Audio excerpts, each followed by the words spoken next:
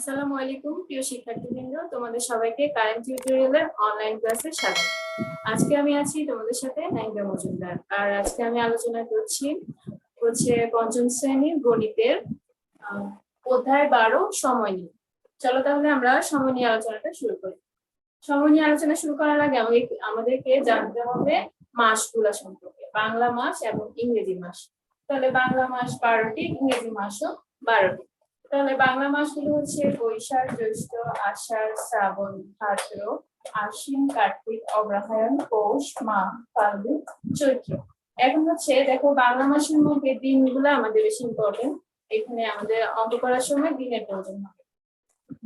এখন হচ্ছে বৈশাখ থেকে শুরু করে একদম প্রথম 6টা মাস হচ্ছে আমাদের কত? 31 দিন। প্রথম 6টি মাস হচ্ছে আমাদের 31 দিন। এখান থেকে প্রথম 6টি মাস 31 দিন, তারপরে 6টি মাস সাধারণত আমাদের 30 দিন হবে। তবে একটি মাস হচ্ছে ফাল্গুন। ফাল্গুন হচ্ছে যখন আমাদের অধিবর্ষ হবে তখন হবে 30 দিন। অধিবর্ষ মানে হচ্ছে প্রতি 4 বছর পর পর হচ্ছে যে আমাদের 365 দিন হচ্ছে, আমরা জানি এক বছর সমান হচ্ছে 365 দিন। কিন্তু অধিবর্ষ যখন হবে তখন একটা দিন বেড়ে হয়ে যাবে 366 দিনে এক বছর। আর তাহলে এই যে একটা এক যোগ হলো, এই একটা কোথায় যোগ হবে? এই যে ফাল্গুন মাসে যোগ হবে। ফাল্গুন মাস যদি অধিবর্ষ না হয় তাহলে 29 হবে, আর যদি অধিবর্ষ হয় তাহলে 30 দিন হবে। 30 দিনে এক মাস হবে। ফাল্গুন মাসটা যদি অধিবর্ষ হয় তাহলে 30 দিন হবে। তাহলে আমরা এখানে লিখে রাখতে পারি যে অধিবর্ষ। তাহলে খেয়াল করো, বাংলা মাসের একদম সর্বশেষ যে মাসটা আছে তার আগের মাসটা হচ্ছে আমাদের অধিবর্ষ হইলে পরিবর্তিত হবে। সাধারণত থাকবে 29, আর 4 বছর পর পর অধিবর্ষ যখন হবে তখন 29 দিনের সাথে একদম যোগ করে আমরা পাবো 30 দিন। এরপরে একইভাবে দেখো ইংরেজি মাসের প্রথম মাসের পরবর্তী মাস হচ্ছে দ্বিতীয় মাস।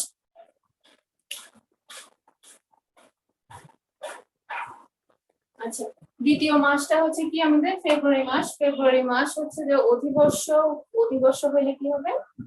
অধিবর্ষ হইলে হয়ে যাবে 29, আর নরমালি থাকবে 28 দিন। তাহলে যখন 365 দিন থাকবে তখন ফেব্রুয়ারি মাস হবে 28 দিন, আর যখন 366 দিন হবে ফেব্রুয়ারি মাস হবে 29।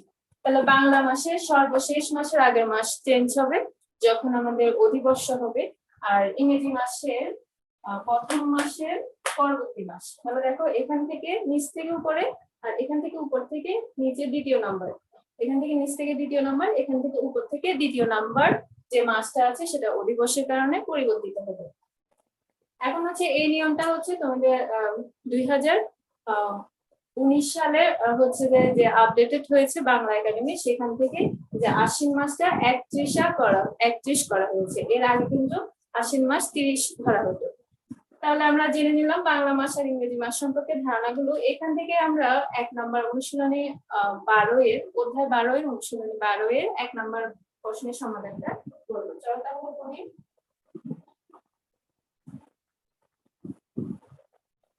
তাহলে নতুন সিলেবাসে অঙ্কগুলো করতে হলে আমাদেরকে এই যে আশ্বিন মাসটা 31 করে কাজ করতে হবে। এখন আমরা অনুশীলনীর অঙ্কগুলো করব। দেখো অনুশীলনী 1 এর মধ্যে আমাদের কি কি দেওয়া আছে? কয়েকটা মাস দেওয়া আছে। বলা হয়েছে যে নিচের মাসগুলোর দিন সংখ্যাগুলো বের করো। তাহলে মাসগুলার কত দিনে গঠিত সেটা আমাদেরকে বলতে হবে। যেমন প্রথমে দিয়ে দিয়েছে আমাদেরকে শ্রাবণ। তাহলে এবার আমাদেরকে বলতে হবে শ্রাবণ মাস কত দিনে গঠিত। তাহলে দেখো শ্রাবণ মাস এখানে কত দিনে গঠিত? শ্রাবণ মাস আমরা দেখি, শ্রাবণ হচ্ছে 31, তাহলে আমরা লিখবো 31। আর এটা মনে রাখার সহজ উপায় হচ্ছে প্রথম 6 মাস হচ্ছে 31 দিন, পরবর্তী 6 মাস হচ্ছে 30 দিনে। তবে ওই যে অধিবর্ষ হইলে 30 দিন হবে, আর অধিবর্ষ না হলে 29 দিন। আর জানুয়ারি মাসগুলো আমরা কিভাবে মনে রাখতে পারি? এই যে আমরা হাতে যে উপরের করগুলো আছে এগুলা দিয়ে হচ্ছে আমরা 31 মনে রাখি, আর নিচের গুলা দিয়ে মনে রাখি 30। শুধুমাত্র ফেব্রুয়ারি মাসের ক্ষেত্রে একটু ডিফারেন্ট হবে, সাধারণত 28 আর অধিবর্ষ হলে 29। আর বাকি সবগুলা দেখো জানুয়ারি, এই যে উপরের অংশ জানুয়ারি, নিচের অংশ ফেব্রুয়ারি, মার্চ, এপ্রিল, মে, জুন, জুলাই। উপরের অংশগুলো করগুলো হচ্ছে আমাদের 31 আর নিচের গুলা হচ্ছে 30। এভাবে আমরা মনে রাখতে পারি। এখানে হচ্ছে যে জানুয়ারি, ফেব্রুয়ারি, মার্চ, এপ্রিল, মে, জুন, জুলাই, আগস্ট। দেখো আগস্ট পরপর দুইটা মাস কিন্তু আমাদের কত আছে, 31 আছে। তারপর আবার সেপ্টেম্বর, অক্টোবর, নভেম্বর, ডিসেম্বর।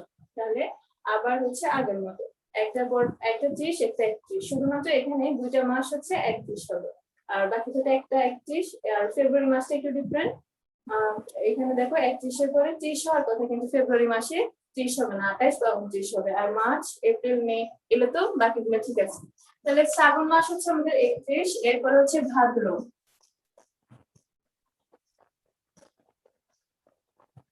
তাহলে ভাদ্র মাস আমাদের কত দিনে, 31 দিনে। তাহলে লিখতে পারি 31। তারপর হচ্ছে এখানে দিন সংখ্যা লিখবে, আমি সংখ্যাটা লিখছি। অগ্রহায়ণ, অগ্রহায়ণটা এখানে লিখি।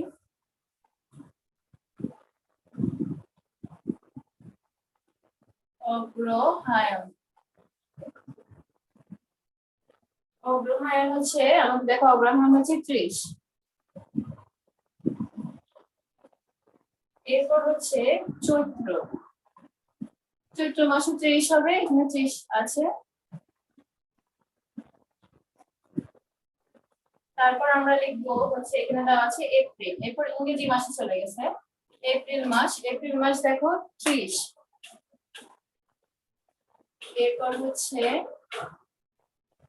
জুলাই মাস, জুলাই মাস তো জুলাই মাস হচ্ছে কত দেখো, জুলাই মাস হচ্ছে 31।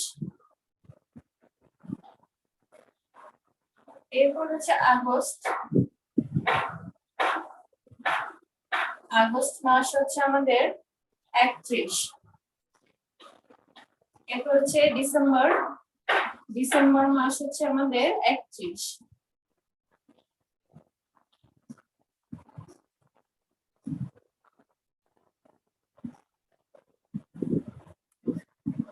এভাবে আমরা একের আটটা আটটা অঙ্ক করে নিয়েছি, সবগুলা হচ্ছে আমাদের এভাবে আমি যেভাবে সহজ পদ্ধতিতে করে দিয়েছি সেভাবে করে নিই। তারপর হচ্ছে 2 নম্বর প্রশ্নের সমাধান করব। এরপর আমরা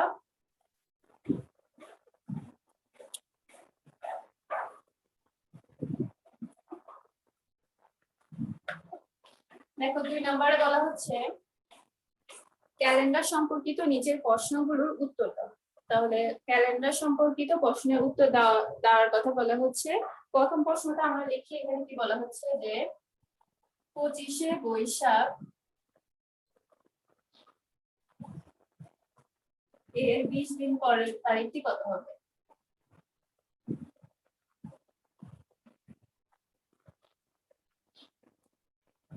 পরের তারিখটি কত হবে?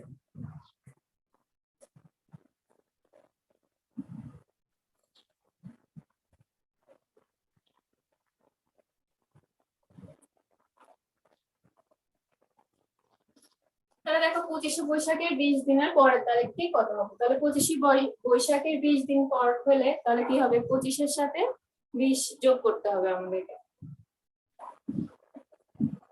25শে বৈশাখের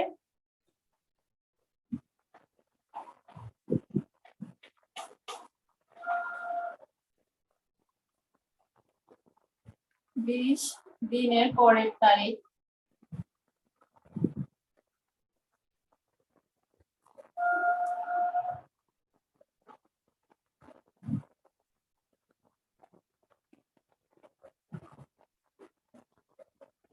হবে। তাহলে দেখো 25শে বৈশাখ মানে বৈশাখ মাসের 25 দিন, আর হচ্ছে এর 20 দিন পরে। তাহলে আমরা 25 যোগ 20 করতে পারি, 25 যোগ 20 দিন। তাহলে আমরা কি পাবো, 25 যোগ 20 করলে পাবো 45 দিন। এরপর দেখো 45 দিনের মধ্যে আমাদের বৈশাখ মাসের কিছু দিন থাকবে, আর বাকি যে দিনটা থাকবে দেখো আমরা বৈশাখ মাসের 25 তারিখ পর্যন্ত কিন্তু যোগ করে ফেলেছি এবং 20 দিন পর বলেছে, তো দুটোটা যোগ করে পেয়েছি আমরা 45। তাহলে দেখো বৈশাখ মাস কত দিনে হয়, 31 দিনে হয়। তাহলে 45 দিনের মধ্যে 31 দিন হবে বৈশাখ মাসের, আর বাকি যে দিনগুলো থাকবে সেগুলো চলে যাবে জ্যৈষ্ঠ মাসে। তাহলে আমরা এইভাবে লিখতে পারি যে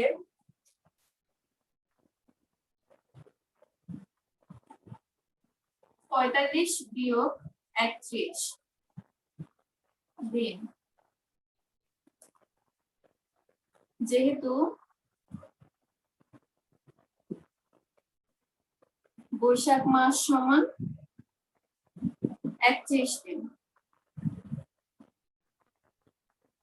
এরপর দেখো 45 থেকে 31 বিয়োগ করলে আমরা কত পাবো? 5 থেকে 1 বিয়োগ করলে 4, আর 4 থেকে 3 বিয়োগ করলে 1, মানে হচ্ছে 14 দিন। তাহলে এই 14 দিন হবে জ্যৈষ্ঠ মাসে। তাহলে এই 14 দিন হবে জ্যৈষ্ঠ মাসে। তাহলে আমরা লিখতে পারি যে কি হবে, 25শে বৈশাখের 20 দিনের পরের তারিখ কি হবে? জ্যৈষ্ঠ মাসের 14 তারিখ।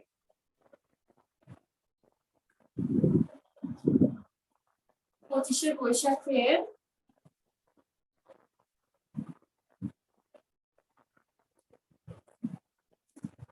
20 দিনের পরের তারিখ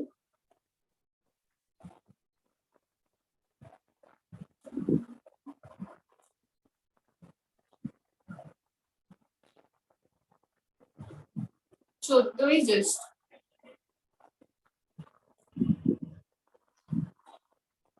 তাহলে উত্তর হবে আমাদের 14ই জ্যৈষ্ঠ। এটাই হচ্ছে আমাদের উত্তর। ঠিক আছে, এরপর আমরা 2 এর 2 নম্বর অঙ্কটা দেখব।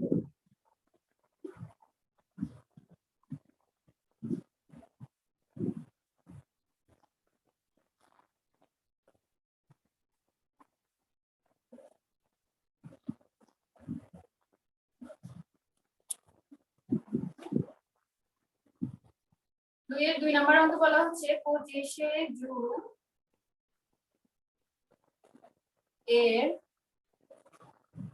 49 দিন পরের তারিখটি কি?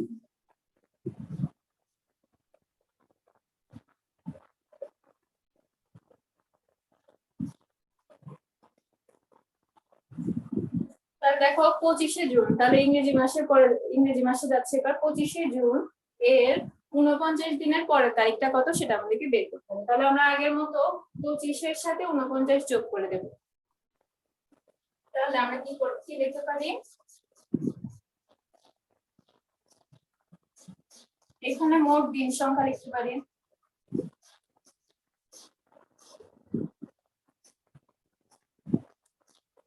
এখানে মোট দিন সংখ্যা সমান হচ্ছে 25 যোগ 49 দিন সমান কত? দেখো 9 এর সাথে 5 যোগ করলে পাবো 4, হাতে থাকবে 1, 4 এর সাথে 2 যোগ করলে 6, হাতে 107, 74 দিন। তাহলে দেখো এখন এই 74 দিন কিন্তু জুন মাস থেকে শুরু হচ্ছে। তাহলে জুন মাস কত দিনে? 30 দিনে গঠিত হয়। তাহলে প্রথম 30 দিন আমাদের জুন মাসে চলে যাবে। তাহলে 74 বিয়োগ 30 করব। এখানে সাইড নোট দিতে পারি, যেহেতু জুন মাস সমান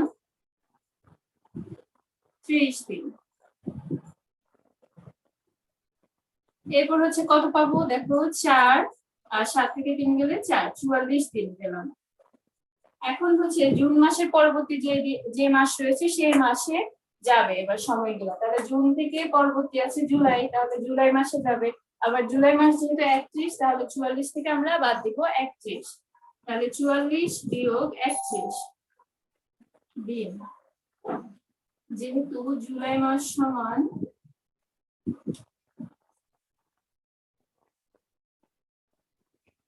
31 দিন, তাহলে কি হবে? দেখো 44 থেকে যদি 31 বাদ দিই কি আসবে আমাদের? 4 থেকে 1 গেলে 3, আর হচ্ছে 4 থেকে 3 গেলে 1, পেলাম কত? 13 দিন। তাহলে জুলাই মাসের চলে গেছে। এরপর জুলাই মাস থেকে আরো অতিরিক্ত দিন রয়েছে, সেগুলো যাবে আগস্ট মাসে। তাহলে বাকি দিনগুলো হবে কোথায়? আগস্ট মাসে। এখানে আমরা ছোট করে লিখতে পারি আগস্ট মাস। তাহলে এবার কথাটা আমরা লিখতে পারি যে আগস্ট মাসে যাবে 13 দিন, অর্থাৎ হচ্ছে 13ই আগস্ট। তাহলে 25শে জুন এর 49 দিনের পরের তারিখটি হবে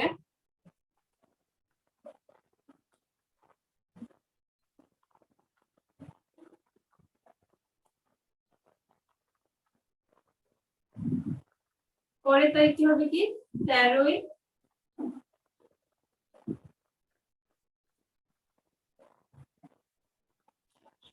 13ই আগস্ট।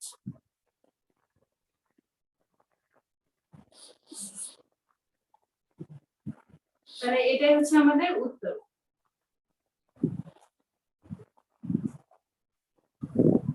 তাহলে আমরা 2 এর 2 করেছি, এরপর 2 এর 3 নাম্বার অঙ্ক যাব।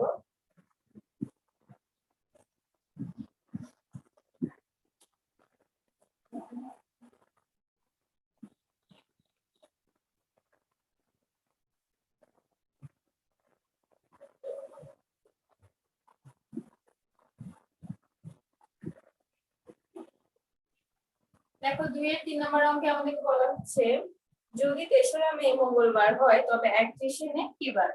যদি 3রা মে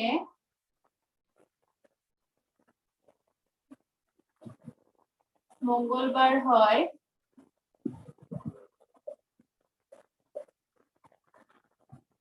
তবে 31 মে কি বার? দেখো 3রা মে যদি মঙ্গলবার হয় তবে 31শে মে কি বার হবে? তাহলে আমরা এটা কিভাবে করব? দেখো 3রা মে থেকে 31শে মে পর্যন্ত, তাহলে মে মাসের মধ্যে এটা সমাপ্ত হয়েছে। তাহলে 3রা মে থেকে শুরু করে 31শে মে। তাহলে এখানে দিনের পার্থক্য কত আমাদেরকে আগে সেটা বের করতে হবে। চলো তাহলে করি। দিনের পার্থক্য, মাসটা কিন্তু একই রয়েছে, সেজন্য আমরা লিখছি দিনের পার্থক্য। দিনের পার্থক্য সমান কত হবে? এটা 31শে মে থেকে 3রা মে, তাহলে 31 বিয়োগ 3 সমান কত পাবো? দেখো 1 থেকে 3 বিয়োগ করা যাবে না, এজন্য এখান থেকে 1 ধরে নিয়ে 11 থেকে 3 বিয়োগ করব, তাহলে আমরা পেব কত? 28।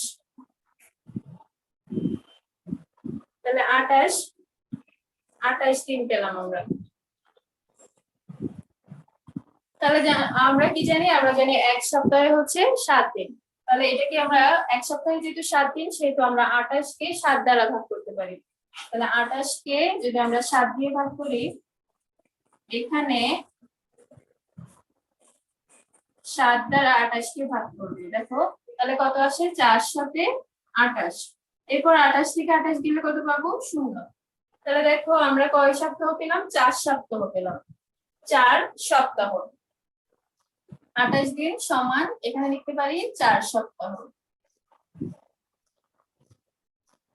তাহলে দেখো কোন সপ্তাহ যদি মঙ্গলবার দিয়ে শুরু হয়, মানে সপ্তাহের গণনাটা, অথবা আমরা যদি কোনো সপ্তাহে ধরো শুক্রবার গণনা করি, তাহলে 7 দিন পরে কিন্তু আবার সেটা শুক্রবারেই আসবে।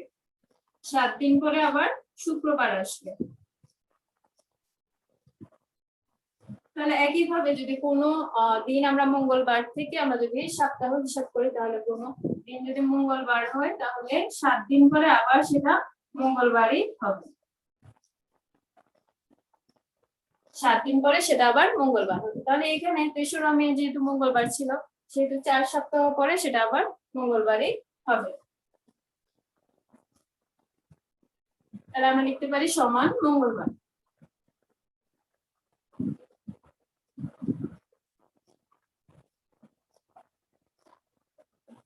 তাহলে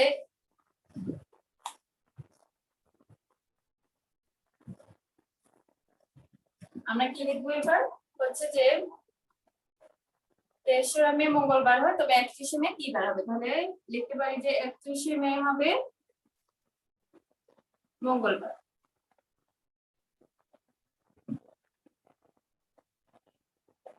তাহলে উত্তর হচ্ছে মঙ্গলবার।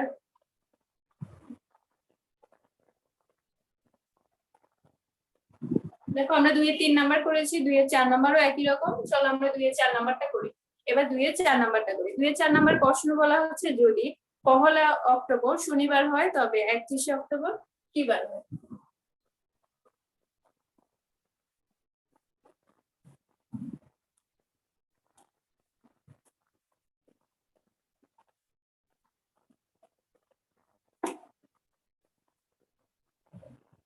বলা হচ্ছে যদি 1 অক্টোবর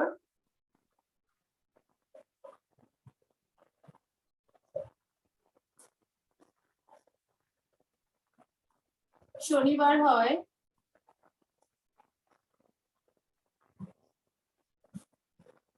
তবে 31 অক্টোবর কি বার?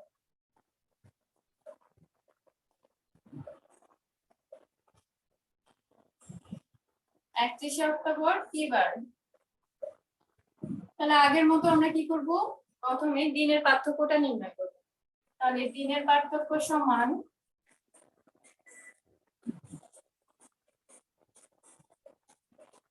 কি হবে, দেখো এখানে অক্টোবর এখানে অক্টোবর, তাহলে একই মাসের মধ্যে দিনের পার্থক্য বের করতে হবে। তাহলে দিনের পার্থক্য হবে 31 এখানে আর এখানে 1, তাহলে 31 বিয়োগ 1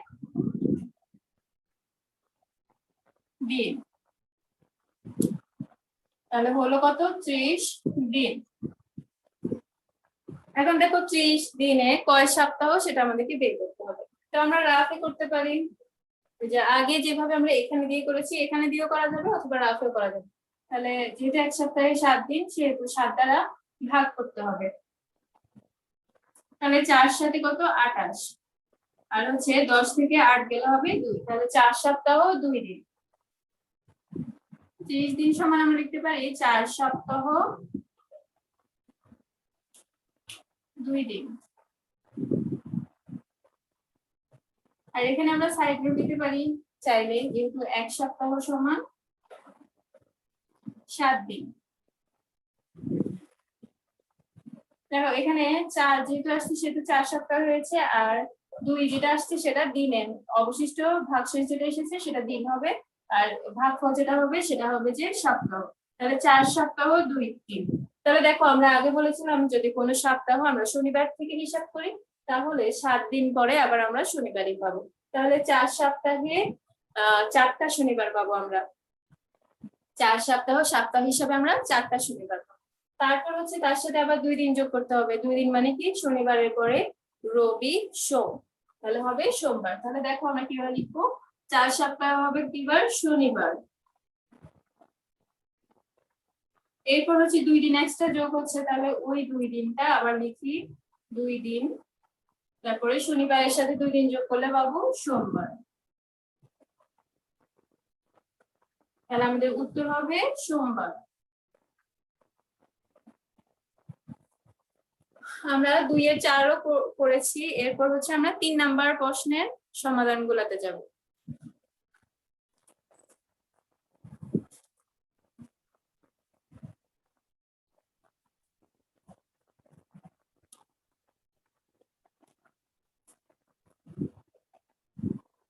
দেখো 3 নম্বরে হচ্ছে বলা হচ্ছে নিজের সারগুলো ফেব্রুয়ারি মাসে কতদিন সেটা বলতে বলেছে। তাহলে দেখো ফেব্রুয়ারি মাসে কতদিন হবে, 28 দিন নাকি 29 দিন? এখন হচ্ছে 28 দিন কখন হবে, যখন অধিবর্ষ নয় তখন হবে 28 দিন, আর 29 দিন কখন হবে, যখন সেটি অধিবর্ষ হবে তখন সেটি হবে 29 দিন। তাহলে আমরা অধিবর্ষ কিভাবে বের করব, 4 দ্বারা ভাগ করলে কোনো সংখ্যাকে যদি সেটা নিঃশেষে বিভাজ্য হয় তাহলে সেটা হবে অধিবর্ষ। চলো তাহলে আমরা করে দেখি, করে দেখলে আরো ক্লিয়ার হয়ে যাবে। 3 এর 1 দেওয়া আছে 1200, তো আমাদেরকে কি করতে হবে, এখন 1200 সংখ্যাটাকে 4 দ্বারা ভাগ করতে হবে।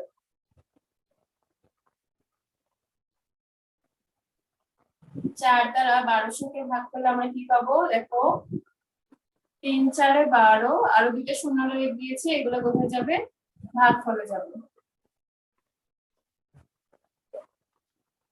তাহলে 300 পেলাম, দেখো তাহলে নিঃশেষে বিভাজ্য হয়েছে, ভাগশেষে এসেছে আমাদের কত, 0।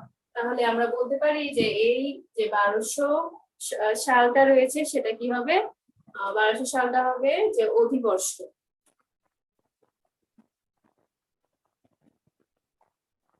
তাহলে লিখতে পারি যেহেতু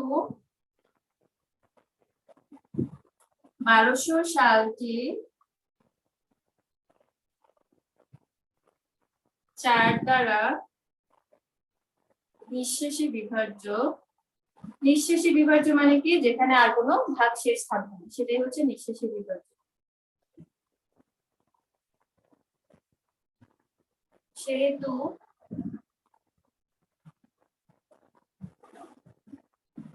এটি অধিবর্ষ হবে।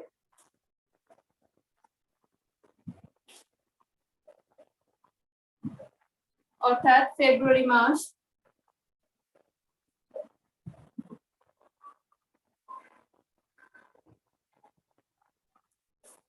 দেখো অধিবর্ষ হলে কি হবে, এই যে একদিন বেড়ে যাবে সেটা ফেব্রুয়ারি মাসে যোগ হবে, তাহলে ফেব্রুয়ারি মাস 28 দিনের পরিবর্তে 29 দিন হবে।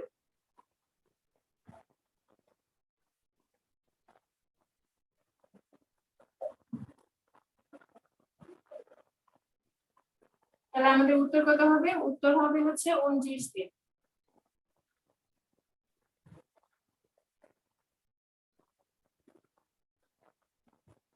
আমরা 3-এর 1 নাম্বার করেছি, এরপর 3-এর 2 নাম্বার করবো। 3-এর 2 নাম্বারের সংখ্যাটা হচ্ছে পরিবর্তন করতে হবে আমাদেরকে, আর বাকি কথাগুলা প্রায় একই রকম থাকবে। তো আমরা এখানে সংখ্যাটা পরিবর্তন করি।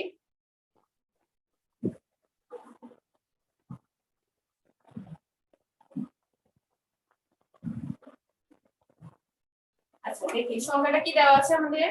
আমরা সময়ের স্বল্পতার কারণে এভাবে করছি। 1692 দেওয়া আছে, তাহলে 1692 কে আমাদের 4 দ্বারা ভাগ করতে হবে। দেখো 4 দ্বারা যদি ভাগ করি তাহলে কি হবে, 4 4 16। তারপরে হচ্ছে উপর থেকে একটা 9 নামাবো, তারপর হবে কত, 4 দুগুণে 8, 9 থেকে 8 গেলে হবে 1। তারপরে দেখো 4 থেকে 1 ছোট, এই জন্য ভাগ করা যাচ্ছে না, একটা 2 নামাইলাম। এরপরে পেলাম 3 4 12, তাহলে 12 থেকে 12 গেলে কত পেলাম, 0। তাহলে দেখো এখানেও কিন্তু ভাগশেষ শূন্য হচ্ছে, তার মানে নিঃশেষে বিভাজ্য হচ্ছে। নিঃশেষে বিভাজ্য হলে আমাদের কি করতে হবে, সেটা অধিবর্ষ আমরা ধরে নেব।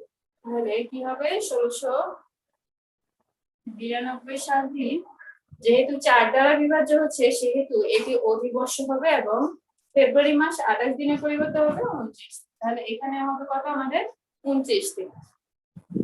তাহলে আমরা 3-এর 2 নাম্বার করেছি, তাহলে 3-এর 2 নাম্বারটা আমরা এইভাবে করে নেব। এরপর আমরা দেখব 3-এর 3 নাম্বারটা।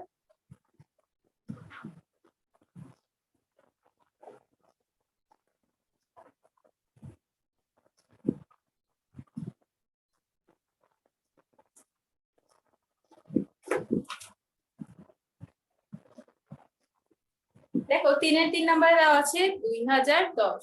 এখন আমাদেরকে নির্ণয় করতে হবে 2010 সাল থেকে অধিবর্ষ নাকি অধিবর্ষ নয়। তাহলে লিখতে পারি কি, 2010 সালকে 4 দ্বারা ভাগ করতে পারি। 4 দ্বারা ভাগ করলে দেখো 4 5 20, এরপর হচ্ছে 1 উপর থেকে নামাবো, কিন্তু কি করা যাচ্ছে না আমাদের, আমাদের হচ্ছে যে যেহেতু ভাগ করা যাচ্ছে না, সেহেতু আরো একটা শূন্য নামাবো। দেখো পরপর দুটি সংখ্যা নামাইলে এখানে একটা শূন্য দেওয়া লাগবে। 4 দুগুণে 8, ভাগশেষ হচ্ছে 2।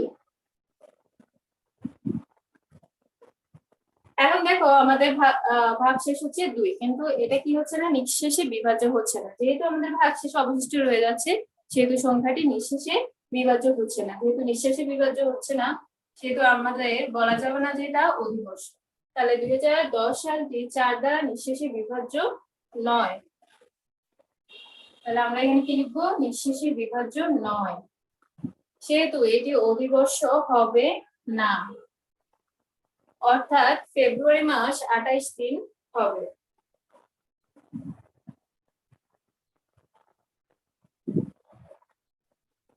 ফেব্রুয়ারি মাস 28 দিন হবে, যেহেতু এটি অধিবর্ষ নয় সেহেতু ফেব্রুয়ারি মাস 28 দিন হবে। তাহলে ফেব্রুয়ারি মাস 28 দিন, উত্তর কি হবে, 28 দিন। তাহলে এইভাবেই দেখো প্রিয় শিক্ষার্থীবৃন্দ, আমরা 3-এর অঙ্ক সবগুলো করেছি। এরপর আমরা 4 নম্বর প্রশ্নটা দেখি কি বলা হয়েছে।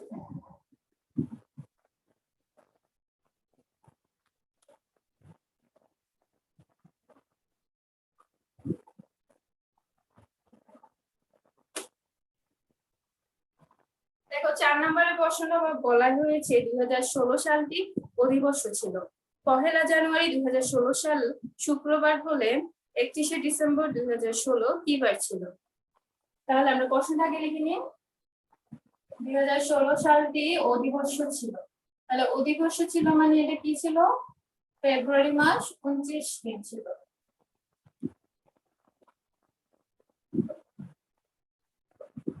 অধিবর্ষ ছিল 1 জানুয়ারি শুক্রবার, 1 জানুয়ারি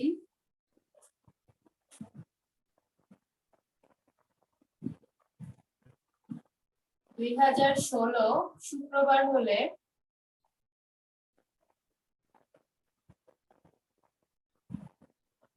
31শে ডিসেম্বর 2016 কি বার ছিল? 31শে ডিসেম্বর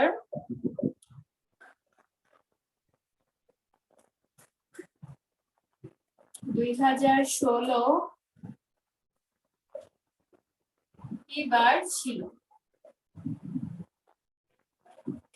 দেখো এখানে আমাদেরকে বলে দিয়েছে যে 2016 হচ্ছে অধিবর্ষ ছিল। তাহলে অধিবর্ষ মানে হচ্ছে ফেব্রুয়ারি মাস 29 দিন হবে। এখন ফেব্রুয়ারি মাস যদি 29 দিন হয় অর্থাৎ একদিন বেড়ে যায়, তাহলে 365 দিনের পরিবর্তে সেটা হবে 366 দিন। তাহলে 366 দিন যদি হয় তাহলে কি করতে হবে আমাদের? 366 দিন দিয়ে হিসাব করতে হবে। এখন আমাদেরকে বলা হচ্ছে 1 জানুয়ারি আর বলা হচ্ছে 31শে ডিসেম্বর। তাহলে দেখো জানুয়ারি মাস থেকে আমাদের ডিসেম্বর মাস পর্যন্ত হিসাব করে তারপর বলতে হবে যে এটা কি বার ছিল। তাহলে আমাদের মাঝখানে আরো অনেকগুলা কিন্তু মাস রয়েছে, আবার অনেকগুলা সপ্তাহ রয়েছে। তাহলে আমরা কিভাবে হিসাব করব? দেখো যে আমাদের যে দিনগুলো দেওয়া আছে সেগুলো আমাদের যেহেতু অধিবর্ষ বলে দিয়েছে, তাহলে আমাদের অধিবর্ষ হলে দেখো 1 জানুয়ারি, যেহেতু একটা দিন চলে গেছে সেহেতু আমরা এটাকে বাদ দিয়ে দিব। 1 জানুয়ারি তো আমরা জানি শুক্রবার ছিল, তাহলে 1 জানুয়ারি শুক্রবারটা বাদ দিয়ে বাকি দিনগুলো আমরা হিসাব করবো। তাহলে 1 জানুয়ারি যদি বাদ দিয়ে দিই তাহলে 366 থেকে একদিন বাদ দিয়ে দিতে হবে। তাহলে আমরা লিখতে পারি দিনের পার্থক্য সমান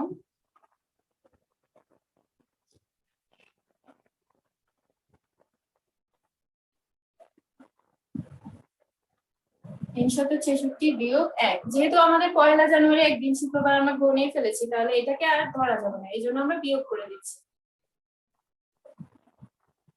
তাহলে পেলাম কত? 365 দিন। এরপর হচ্ছে আমাদের হিসাব করতে হবে যে ধরো এখানে কয় সপ্তাহ রয়েছে, তাহলে আমরা ইজিলি আবার আগের টেকনিকটা ফলো করতে পারবো। তাহলে 365 কে 7 দ্বারা ভাগ করব। এখানে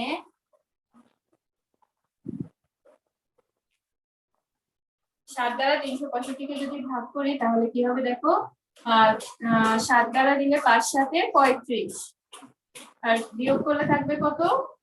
1 5, 7 দুগুণে 14, তাহলে 15 থেকে 14 গেলে 1, তাহলে 52 সপ্তাহ। 52 এখানে ভাগফল যেটা আছে সেটা হচ্ছে 52 সপ্তাহ, যেহেতু 7 দিয়ে ভাগ করেছি আর 7 দিন মানে 1 সপ্তাহ, যেহেতু এটা হচ্ছে 52 সপ্তাহ আর এটা হচ্ছে একদিন। তাহলে আমরা লিখতে পারি যে এখানে লিখতে পারি, এটা রাফ করতে পারি আমরা,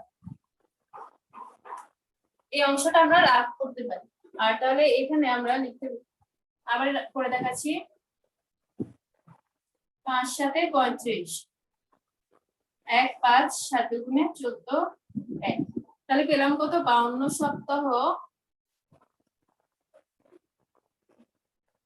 যোগ 1 দিন। তাহলে এখন 52 সপ্তাহ মানে দেখো আমরা বলেছিলাম যে কোন সপ্তাহ যদি শুক্রবার দিয়ে শেষ হয় তাহলে 7 দিন পরে আবার শুক্রবার আসবে, তাহলে এখানেও 52 সপ্তাহ পর আবার শুক্রবার আসবে। তারপর হচ্ছে শুক্রবারের সাথে একদিন যোগ হবে। তাহলে শুক্রবারের সাথে যদি আমরা একদিন যোগ করি তাহলে আমরা কি পাবো? নিশ্চয়ই শনিবার পাবো। শুক্রবারের সাথে একদিন যোগ করলে আমরা পাবো শনিবার। তাহলে আমাদের উত্তরটা কি হবে? শনিবার।